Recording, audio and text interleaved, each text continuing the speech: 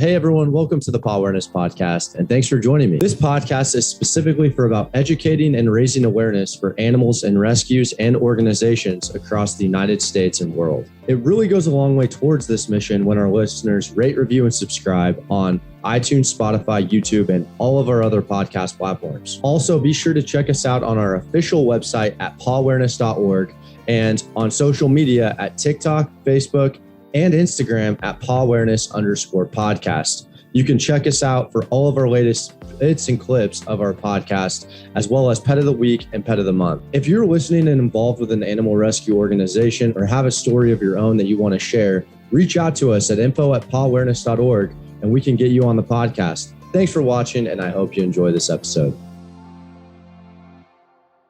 Hey everyone, and welcome to another episode of the Pawareness Podcast.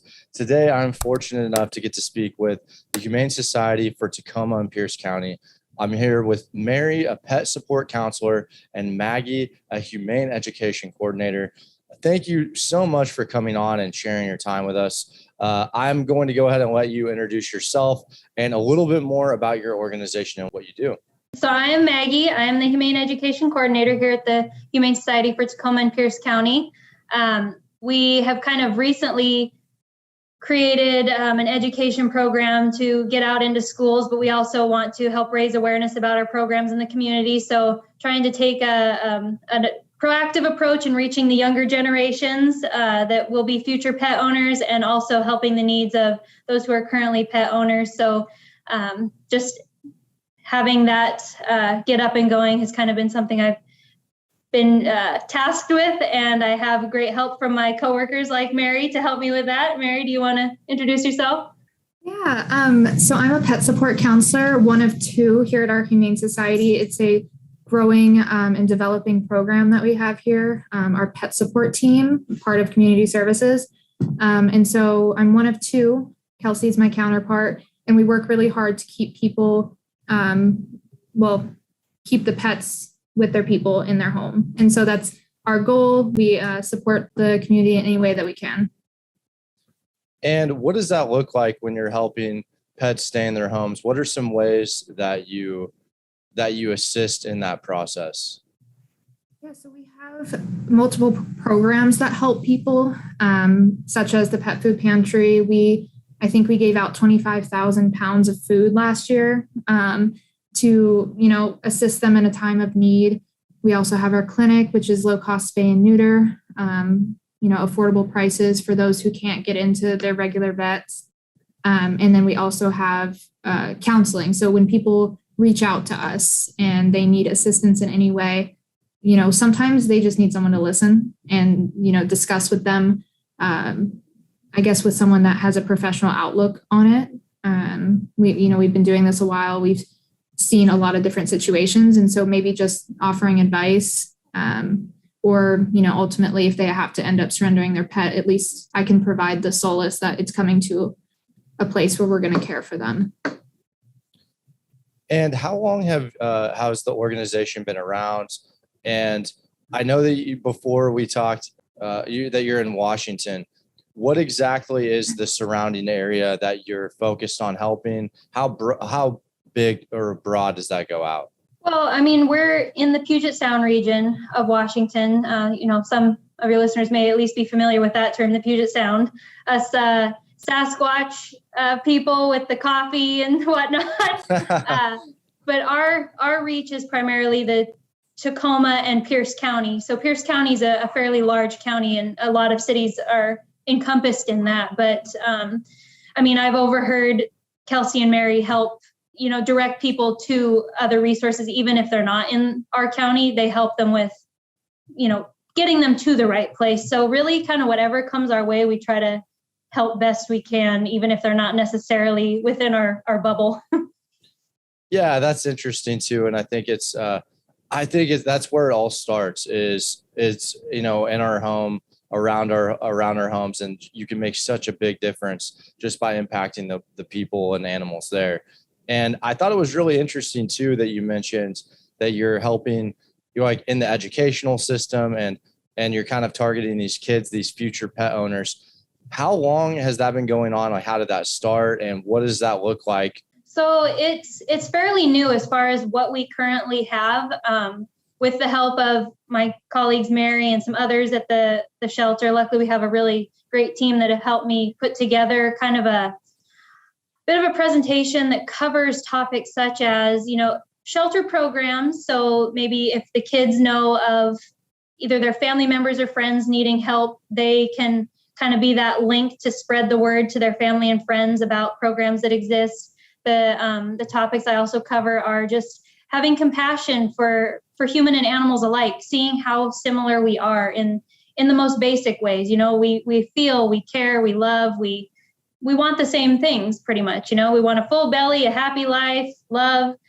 So that's kind of what we're trying to instill in the youth of our community and, elsewhere as well. So we've been ramping up, reaching out to schools just starting this year. That's really ramped up. So as of January 1st, 2nd, that's when I've started to get some feedback about elementary schools who are interested in having me come, and we're scheduling presentations.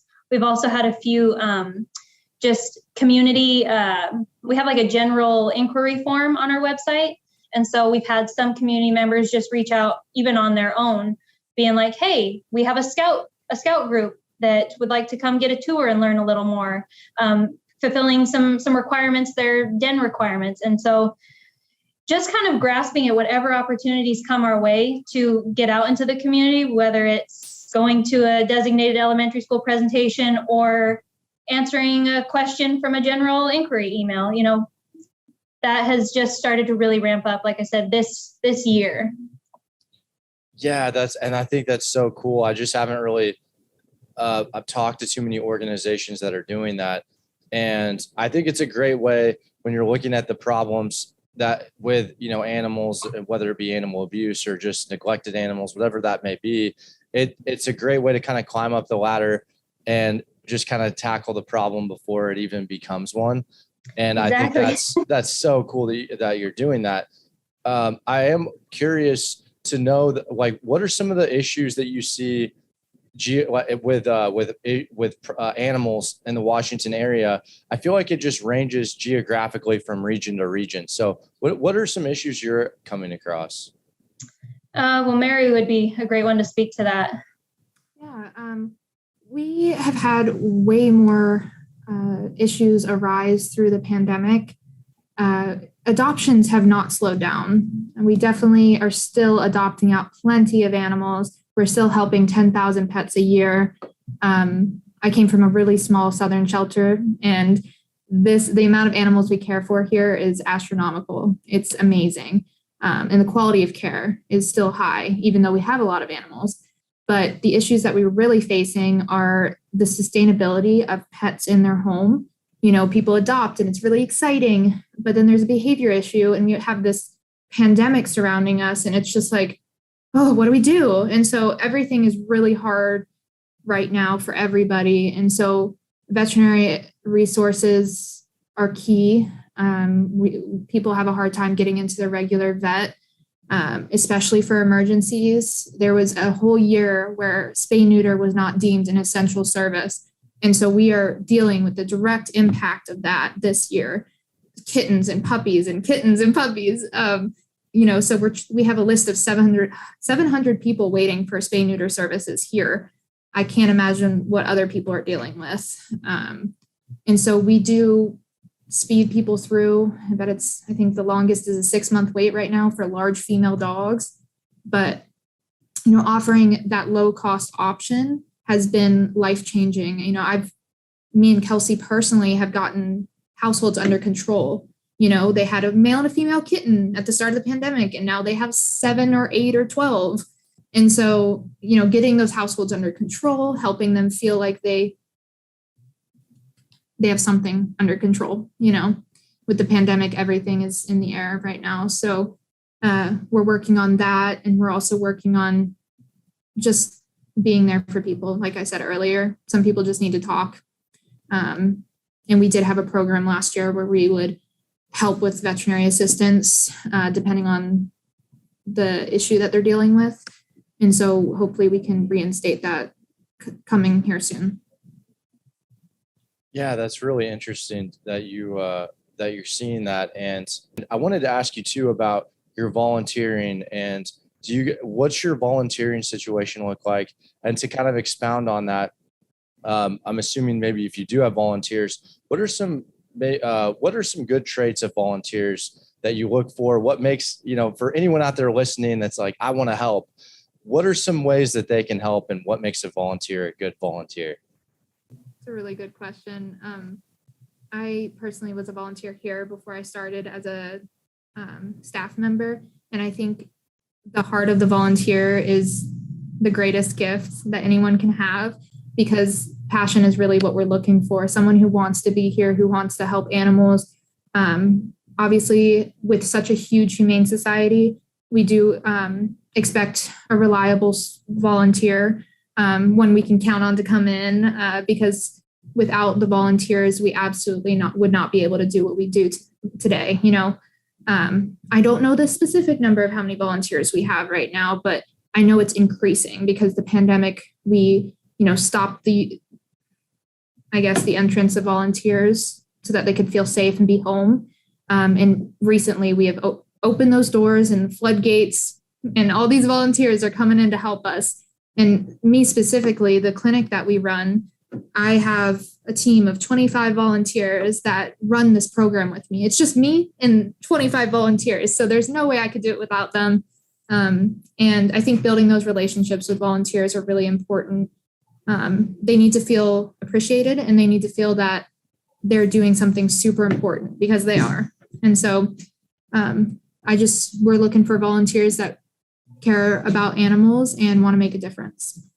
Yeah, and to go off what Mary said, like reliability is a huge one, just because there are so many needs and it's of like varying things too. People may not realize, but they could sign up to like fold laundry. That's a huge one. We have needs that could fit just about anyone. We have people that literally separate newspapers into single sheets to be lining litter boxes with, instead of, someone. It just makes it easier for the staff that are like setting up cages and everything to have that ready to go.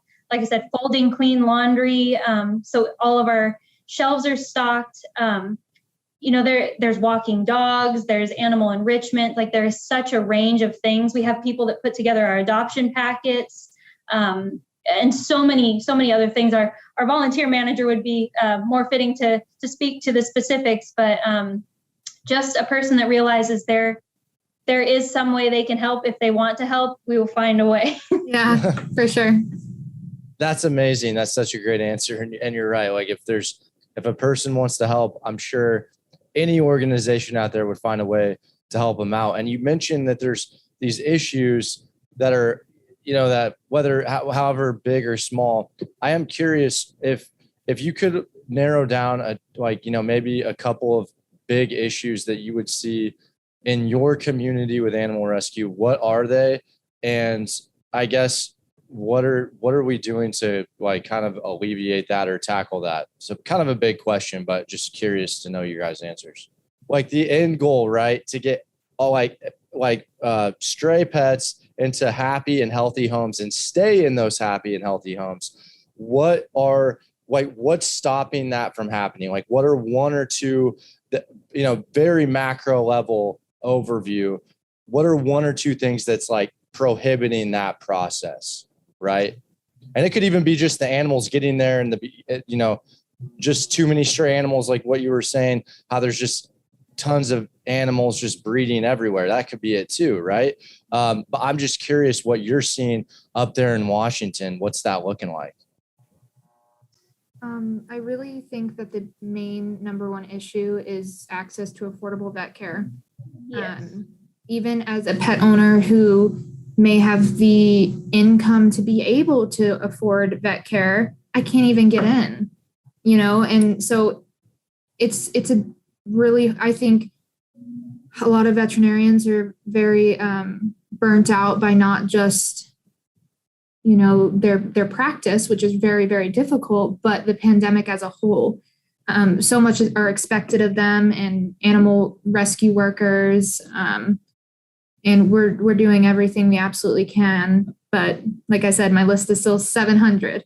And so I think access to affordable vet care is number one. And then number two would just be access to behavioral training. Behaviorists, they're out there. They're just very expensive. And it's hard to sustain being with a trainer. So that's I think the two issues we're dealing with up here.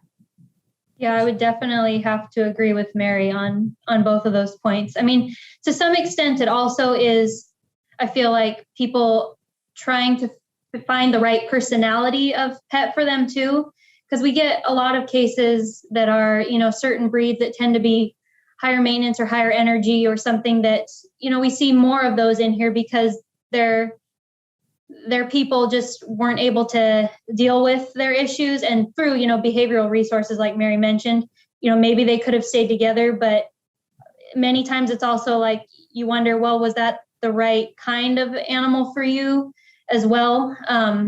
Because that's a huge part of it too, you know, finding the best human for a pet and the best pet for that human. Yeah. And what do you think? I mean, what are some ways to do that? I mean, is that just kind of like knowing the pet, like your staff and whatnot, knowing the pet, and then just trying to make the best match accordingly? Is that how that's done? Yeah, I mean, Mary, you may be able to speak to it because you were helping with adoptions, but the adoption counselors, they do offer as much information as they can about those personality traits or different elements that are very important in that pet's new home, what should be in that pet's new home to help guarantee that success with its new family. Mary, did you have? Yeah, as an adoption services representative, I did that for 10 months before I moved to this position. Absolutely loved it. But the best part was connecting the best pet with the best people. And so understanding the people that come in, they fill out an adoption survey. We kind of get a vibe on them. And then also we should know the animals that are in our care. Because we have so many animals, they do come in and out pretty quickly.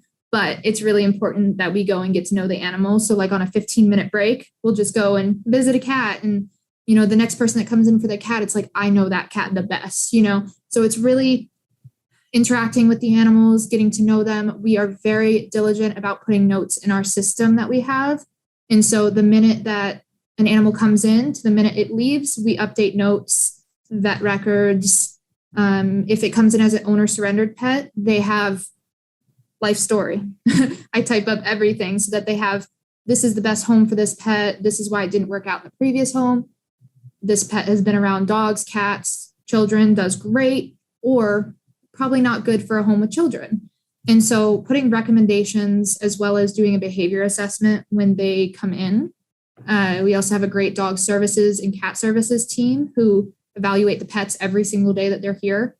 I never see them stop moving. I mean, they're consistently checking on animals, making sure they're okay, taking advice from pet support and receiving and adoptions and kennel aides, of course. They are the ones that are directly caring for them.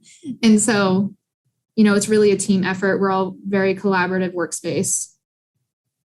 Yeah, I like that your organization does that, where there's such care about the animals, where, oh, okay, so we have all these notes to kind of go off of.